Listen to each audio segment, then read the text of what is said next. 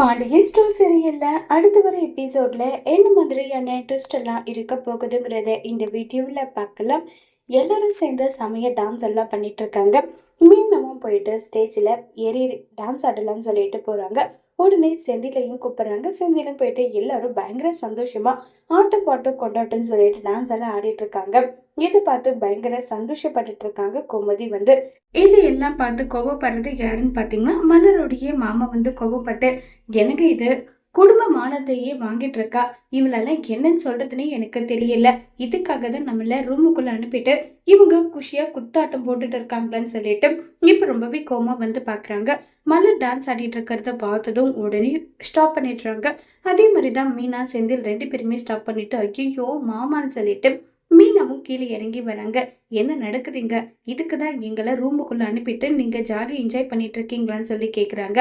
உடனே மீனா வந்து மாமா மாமா அப்படி எல்லாம் ஒன்றும் கிடையாது, மலருக்கு என்னவோ வேண்டாம் தான் சொன்னாங்க, நாங்க தான் டான்ஸ் ஆடி அவங்கள கம்பல் பண்ணணும்னு சொல்லிட்டு எல்லாம் இருக்காங்க.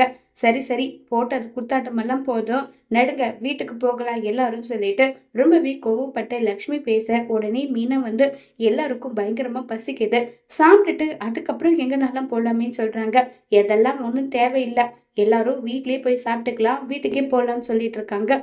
உடனே அதுக்கு வந்து பாக்கியராஜ் வந்து சொல்றாங்க, அம்மா இவ்வளோ தூரம் வந்தாச்சே, எல்லாருமே பசிக்குதுன்னு சொல்றாங்க, சாப்பிட்றதுனால ஒன்றும் தப்பு இல்லைல்ல, வாங்க ஹோட்டலுக்கு போகலன்னு சொல்லிட்டு எல்லாருமே ஹோட்டல் போய் உட்காந்துட்டு இருக்காங்க.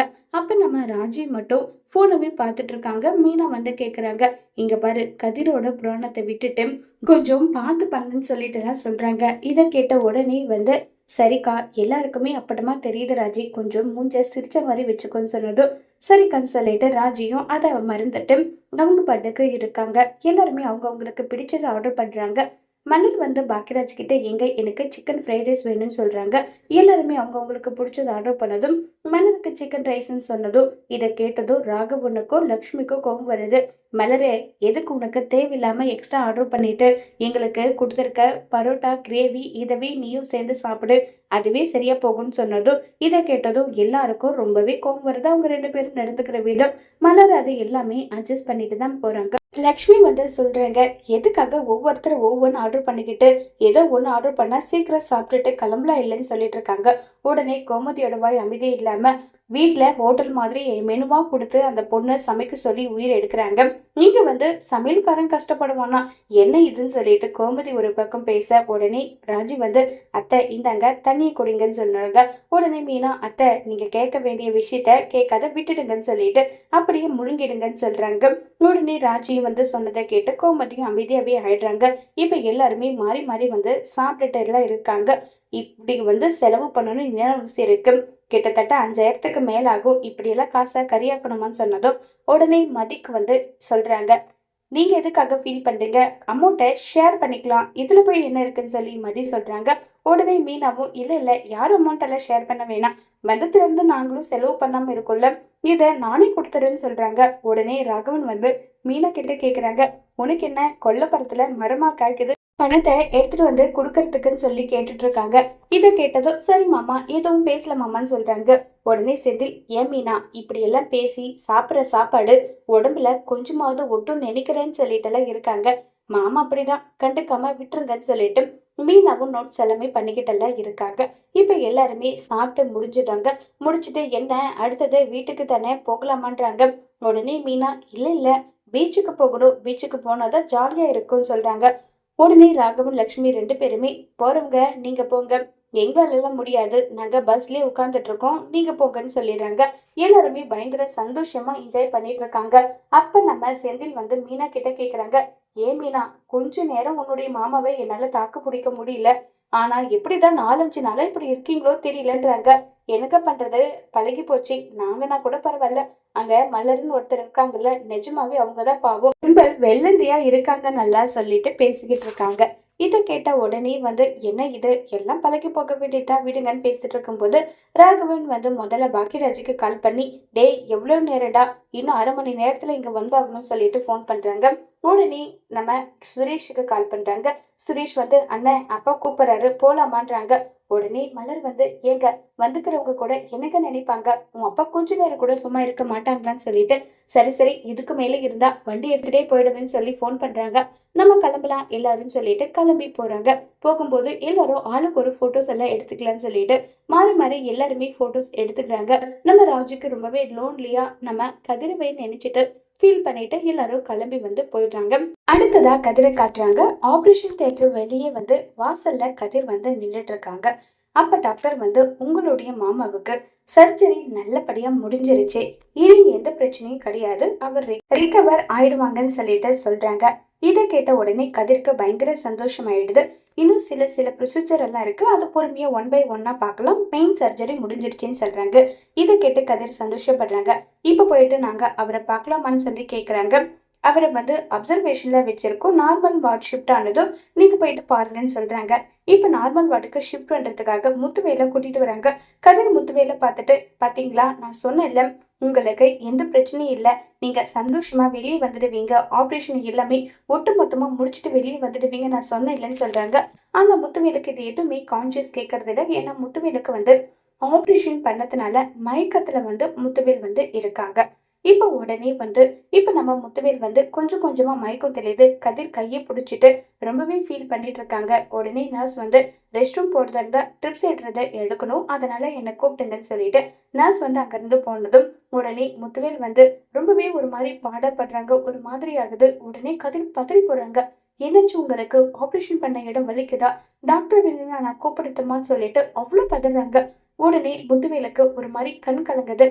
எதுக்காக அல்றீங்க, உங்களுக்கெல்லாம் எதுவும் இல்ல, நீங்க நல்லா இருக்கீங்கன்னு சொல்றாங்க. இல்ல, பலமுறை உன்னையும் உன் குடும்பத்தையும் ஏகப்பட்டதா உன் மேல திருட்டு பழியில இருந்து ராஜியை அசிங்கப்படுத்திருக்கேன், அவமானப்படுத்திருக்கேன், இவ்வளோ விஷயம் நான் செஞ்சிருக்கேன். அப்படி இருக்கும்போது எனக்குன்னு ஒண்ணுனதும் முதல் நாள நீ வந்து நிக்கிறல்ல, இதை நினைக்கும் போதும் பார்க்கும் போதும் எனக்கு சொல்றதுக்கு வார்த்தையே இல்லை. அந்த அளவுக்கு எனக்கு ரொம்பவே வருத்தமா இருக்குன்னு நல்லா சொல்லி ஃபீல் பண்ணி பேசிட்டு இருக்காங்க. உடனே கதிர் வந்து எங்களுக்குன்னு ஒரு ஆபத்து வந்த போது குடும்பத்தோட நாங்க கூட தான் ஜெயில போய் உட்காந்துட்டு இருந்தோம், அப்ப நீங்க எனக்காக உதவி பண்ணலையா, எல்லாம் அப்படிதான் சொல்லிட்டு கதிர் வந்து சொல்றாங்க. இங்க பாரு, ராஜிய நீ நல்லபடியா பார்த்துப்பில்ல, கண்டிப்பா நல்லபடியா பார்த்துப்பேன். நீங்களும் ரிகவர் ஆயிட்டு வந்து மீசை முறுக்கிட்டு உங்க தம்பி எப்படி எங்க கிட்ட கம்பீரமா சண்டை போடுறாங்களோ அதே மாதிரி நீங்களும் கம்பீரமா சண்டை போடணும்னு நல்லா சொல்லி பேசிட்டு இருக்காங்க. சரி நீ சாப்பிட்டியான்னு சொல்லி கேக்குறாங்க. உங்களுக்கு பசிக்குதா, நீங்க சாப்பிடக்கூடாது, தண்ணி கூட கொஞ்சம் கொஞ்சமா அளவா தான் கொடுக்க சொல்லியிருக்காங்க, நீங்க எதை நினைச்சு கவலைப்படாதீங்கன்னு சொன்னாங்க. நான் கேட்டது நீ சாப்பிட்டியான்னு சொல்லி கேட்டேன். சாப்பிட்டேன். என்ன சர்ஜரிக்கு முன்னாடி நம்ம சாப்பிட்டோமே அதுவான்னு சொல்லி கேக்குறாங்க. இருக்கட்டும் பரவாயில்ல, எனக்கு இப்ப பசி இல்லைன்னு சொல்றாங்க. உடனே உன் நல்ல மனசை நான் புரிஞ்சுக்காம போயிட்டேன்னு சொல்றாங்க. நீங்க என் மாமா தான், அதுக்காக நீங்க சொல்றதெல்லாம் கேட்கணும்னு அவசியம் எல்லாம் கிடையாதுன்னு சொல்லிட்டு கதிர் ஒரு பக்கம் வாயாட இதை பார்த்து முத்துவேல் சிரிக்க, முத்துவேல் சிரிச்சதுக்கு அப்புறமா தான் நம்ம கதிருக்கு பெரிய மூச்சே வருது. அந்த அளவுக்கு கதிர் வந்து சந்தோஷத்துல இருக்காங்க. நம்ம முத்துவேல் கூடவே பயங்கரமா என்ஜாய் பண்ணிட்டு இருக்காங்க. இப்ப எல்லாரும் ட்ரிப்பு போனவங்க எல்லாருமே வீட்டுக்கு வந்துடுறாங்க. உடனே செந்திலும் வராங்க. என்ன செந்தில் அவ்வளவுதான் கிளம்புறியான்னு கோமதி கேக்குறாங்க. ஆமா, நான் பஸ் ஸ்டாண்ட்ல இருந்து அப்படியே கிளம்பி போயிருப்பேன், நீங்க தான் வீட்டை பார்த்துட்டு போவான்னு சொல்லி கூப்பிட்டதுனால வந்தேன்னு சொல்றாங்க. உடனே மலரு, செந்தில் தம்பி போறாரு, அவருக்கு விருந்து தடப்படலான்னு சொன்னதும் உடனே கோமதி ஐயோ அந்த பொண்ணு வேலை வாங்குவாங்களேன்னு சொல்லிட்டு செந்திலே நீ போற வழியிலே சாப்பிட்டுக்கோ, உனக்கு பசி இல்லை தானே, கிளம்புடா கிளம்புன்னு சொல்லிட்டு கோமதி வந்து சொல்றாங்க. உடனே செந்தில கிட்ட வந்து மீனா நாளைக்கு சண்டே தானே இருந்துட்டு போலாம் இல்லைன்னு சொல்லிட்டு இருக்காங்க. இருக்கட்டும் பரவாயில்ல, அதுல போய் என்ன இருக்குன்னு சொல்லிட்டு செந்தில் சொன்னதும் உடனே கோமதி ஏண்டி ரெண்டு பேரும் ஒன்னா இருக்கும்போது எப்ப பாரு இங்க வந்துடுவேன், இப்ப என்ன புருஷன் மேல ரொம்பதான் அக்கறையோன்னு சொல்லிட்டு கிண்டல் எல்லாம் பண்ணி பேசிட்டு இருக்காங்க.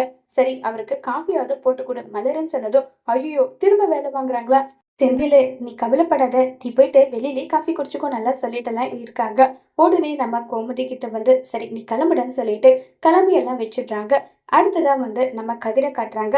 ஃபார்மசியில டேப்லெட் எல்லாமே வாங்கிட்டு இருக்காங்க. அப்ப நர்ஸ் வந்து நம்ம கதிருக்கு கால் பண்றாங்க. என்ன சார், பேஷண்ட் கூட நீங்க தானே இருக்கணும். பேஷண்ட்டோட அட்டெண்டர் தானே நீங்க. நீங்க இங்க இல்லாம எங்க போயிருக்கீங்கன்னு சொல்றாங்க. இல்ல ஹாஸ்பிட்டல்ல இருக்க ஃபார்மசில நான் டேப்லெட் கேட்டேன். அது மருந்தெல்லாம் இல்லன்னு சொன்னாங்க. அதனால பக்கத்துல இருக்க ஃபார்மசில வாங்கிட்டு இருந்தேன். என்ன ஏதாவது பிரச்சனையா? அப்படிலாம் ஒண்ணும் இல்ல. பக்கத்திலேயே அட்டெண்டர் வந்து இருக்கணும். சரி, சரி நான் வந்துடுறேன்னு சொல்லிட்டு, இப்ப நம்ம கதிர் வேகமா வந்து திரும்பி பார்க்குறாங்க. அப்ப வண்டி வரத கதிர் கவனிக்கிறதில்ல. அதனால வண்டியில வந்தவங்க கீழ விழுந்துடுறாங்க. உடனே கதிர புடிச்சு வச்சுட்டு, யோவ்! என்னைய பார்த்து வர? ரோட்ல கண்ண எங்க வச்சுட்டு வர? ஃபோன் பேசிட்டே வந்து, இப்படி வந்து வண்டி கீழ தள்ளி விடுறியே! நான் மட்டும் விழுந்து எனக்கு அடிபட்டிருந்தா என்னைய பண்ணியிருப்ப? என்ன பண்ணியிருப்ப? சொல்லுயான்னு சொல்லிட்டு, ரொம்பவே கோவப்பட்டு பேசுறாங்க. சாரி சார், நான் பண்ணது தப்பு தான். நான் எமர்ஜென்சில போனேனா, அதனால நீங்க வரத நான் கவனிக்கலன்னு சொல்லிட்டு, கதிரும் அந்த கீழ விழுந்தவங்க கிட்ட எவ்வளவோ சொல்லி பார்க்குறாங்க. ஆனா சொல்றத எதுவுமே காது குடுத்து கூட கேட்கறது கிடையாது. அந்த வழியா சுரேஷ் வராங்க. யோவ்! யோவ்! என்னைய பிரச்சனை? என்ன நடக்குதுன்னு சொன்னதும், கதிர் உண்மைய ஒத்துக்கிறாங்க. சார், என்னுடைய ஒய்ஃபோட அப்பா வந்து இப்ப ஹாஸ்பிட்டல்ல அட்மிட் ஆயிருக்காங்க. அவருக்கு வந்து கேன்சர். ட்ரீட்மெண்ட் போயிட்டு இருக்கு. ஃபார்மசில மருந்து இல்ல. அதனால வாங்கிட்டு போலான்னு வந்தேன். ரோட்ல இவர் வரத நான் கவனிக்கலன்னு சொல்லிட்டு எல்லா விஷயமும் சொல்றாங்க. உடனே கீழ விழுந்தவங்க கிட்ட, அவர் தான் தப்பு இல்ல. ஏதோ தப்புல தெரியாம பண்ணிட்டாரு. உனக்கு தான் அடிபடல. போயா போன்னு சொல்லிட்டு திட்டி அனுப்புறாங்க. அம்மா உங்க பேர் என்னன்னு சொல்லி கேக்குறாங்க. என்னுடைய பேர் கதிர். நீங்க சென்னையா? இல்ல நான் சிவகங்கை. என்னுடைய மாமனாருக்கு ஹாஸ்பிட்டல்ல வந்து அட்மிட் பண்ணிருக்காங்க. அதுதான், வேற ஒண்ணும் கிடையாதுன்னு சொல்லிட்டு எல்லா விஷயமும் சொல்றாங்க. இத கேட்ட உடனே சரி, சரி இத நினைச்செல்லாம் நீ வந்து வருத்தப்படாத. ஏதாவது உனக்கு தேவை, பிரச்சனை ஏதாவதுன்னா நீ எனக்கு தாராளமா ஃபோன் பண்ணு. சரியான்னு சொல்லிட்டு அங்கிருந்து கிளம்பி போறாங்க. ஆமா, உங்களுடைய ஃபோட்டோவ நான் எங்கேயோ பார்த்த மாரி இருக்கேன்னு சொல்லிட்டு, இப்ப நம்ம கதிர் கிட்ட வந்து சுரேஷ் கேட்குறாங்க. ச்சே! அப்படிலாம் இல்ல. நான் இப்பதான் சென்னைக்கு புதுசுன்னு சொல்லிட்டு, அங்கிருந்து கதிர் கிளம்பி போறாங்க. சுரேஷ் வீட்டுக்கு வராங்க. ராஜி ஒரு மாரி ஃபீல் பண்ணிட்டு ஒரு மாதிரி உட்கார்ந்துட்டு இருக்காங்க. அப்ப சுரேஷ் வந்து, என்னம்மா இப்பவும் நீ உன்னுடைய புருஷனவே நினைச்சிட்டு இருக்கியான்னு சொல்லிட்டு கேக்குறாங்க. ஆமா, அவனதான் நான் நினைச்சிட்டு இருக்கேன். எனக்கு என்ன சொல்றதுன்னு கூட தெரியல. ஃபோன் கூட பண்ண மாட்டேங்கிறான்லாம் சொல்லிட்டு வருத்தமா ஃபீல் பண்ணி பேசிட்டு இருக்காங்க. ஃபோனையும் காட்டுறாங்க சுரேஷுக்கு. சுரேஷுக்கு இத பார்த்ததும் பயங்கரமா ஷாக் ஆகுது. ஏன்னா ராஜியோட டிபில வந்து கதிரும் ராஜு 2 பேரும் இருக்கிற போட்டோஸ பார்த்துட்டு இத பார்த்து சுரேஷுக்கு இன்னும் ஷாக் ஆகுது. உங்களுடைய ஹஸ்பண்ட் பேரு என்ன? கதிரான்னு சொல்லிட்டு கேக்குறாங்க. ஆமா கதிர் தான். உங்க ஊர் எது? குன்னக்குடி. இல்ல என்ன மாவட்டம்? சிவகங்கைன்னு சொல்லிட்டு சொன்னதும் இதை கேட்டு சுரேஷுக்கு, அப்படின்னா இந்த பொண்ணு சொல்றது உண்மைதான். இந்த பொண்ணோட புருஷன் தான் நம்ம பார்த்தது. ஆனா அவங்க அப்பாவுக்கு உடம்பு முடியலன்னு சொல்லியிருக்காங்களே, இந்த விஷயத்த இவங்க கிட்ட சொல்லலாமா வேணாமான்னு சொல்லிட்டு சுரேஷ் யோசிச்சுட்டு இருக்காங்க. கவலைப்படாத, உன் ஹஸ்பண்ட் வந்து உனக்கெல்லாம் எந்த ஒரு நம்பிக்கை துரோகம் பண்ண மாட்டாருன்னு சொல்லிட்டு சுரேஷ் அந்த விஷயத்த பத்தியே யோசிச்சுட்டு இருக்காங்க. அப்ப மதி உள்ள வராங்க. என்ன, காவல்துறை எதை பத்தி யோசிச்சுட்டு இருக்குன்னு சொல்லி கேக்குறாங்க. இல்ல, இன்னைக்கு ராஜியோட ஹஸ்பண்ட நான் மீட் பண்ணேன். என்ன சொல்றீங்க? ஆமா, அவருடைய ஹஸ்பண்ட வந்து மீட் பண்ணேன். அவர் வந்து சென்னையில தான் இருக்காங்க. அப்படியா? அப்ப இருந்தும் எதுக்காக இங்க வந்து மீட் பண்ணல? இவங்கள பார்க்கல. இவங்களும் அவங்க ஹஸ்பண்ட நினைச்சே ஃபீல் பண்ணிட்டு இருக்காங்க. இல்ல, ராஜுவோட ஹஸ்பண்ட் வந்து என்ன சொன்னாரு தெரியுமா? ராஜு இருக்கல்ல, அவருடைய அப்பாவுக்கு வந்து கேன்சரா. அவர் ஆபரேஷன் பண்றதுக்காக யாருக்கும் தெரியாம இங்க கூட்டிட்டு வந்திருப்பாங்களோன்னு எனக்கு தோணுது. ஏன்னா ராஜியோட அப்பானா கோமதிக்கு வந்து அண்ணன் தானே. இவங்க 2 பேருக்குமே இந்த விஷயம் தெரியாம 2 பேருமே கேஷுவலா இருக்காங்க. அப்படின்னா இந்த விஷயம் வீட்ல இருக்க யாருக்குமே தெரியாம இருக்கு. அப்படிதானே அர்த்தம்? இந்த விஷயத்த சொல்லலாமா வேண்டாமா?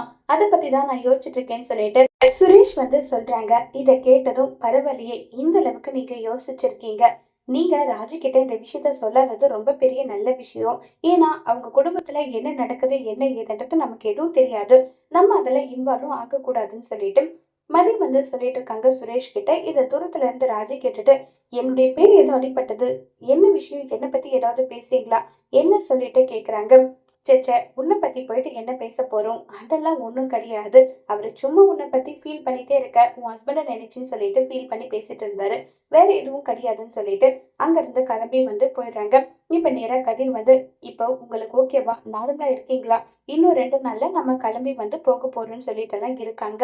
உடனே நம்ம ரொம்பவே சந்தோஷமா முத்துவேல் வந்து, உன்னை நான் புரிஞ்சுக்காம ரொம்ப பெரிய தப்பு பண்ணிட்டேன். இனி இப்படி இருக்க மாட்டேன். உனக்கு மாமாவா, தாய் மாமாவா உனக்கு என்னெல்லாம் செய்யணும்னு ஆசைப்படணும், கண்டிப்பா அது எல்லாமே உனக்கு நான் செய்வேன்னு சொல்லிட்டுலாம் இருக்காங்க.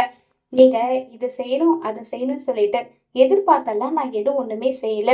நீங்க என்னுடைய தாய் மாமா. என் அம்மாவுக்கு அடுத்து உங்களை நான் மலை போல நம்பியிருக்கேன். கண்டிப்பா நீங்க நல்லா இருந்தா அதுவே எனக்கு போதும். நீங்க ரிகவர் ஆயிட்டு வந்து சண்டை போட்டாலும் எனக்கு பிரச்சனையே கிடையாது. நானும் உங்க கூட சண்டை போட ரெடியா தான் இருக்கேன்னு சொல்லிட்டு கதிர் வந்து கிண்டல் எல்லாம் பண்ணிட்டு இருக்காங்க.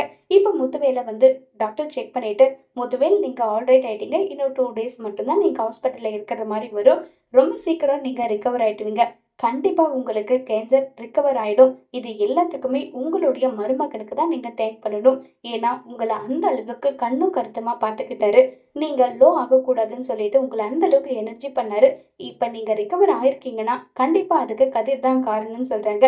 இத கேட்டு முத்துவேலு ரொம்பவே பயங்கர சந்தோஷத்துல இருக்காங்க. முத்துவேல் போயிட்டு கதிர வந்து மருமகனா எல்லார் முன்னாடியும் ஏத்துப்பாங்களா? இதுக்கு சக்திவேலோட பதிலடி என்னவா இருக்க போகுதுங்கிறத வரப்போற எபிசோட்ல வெயிட் பண்ணி பார்க்கலாம். Thank you.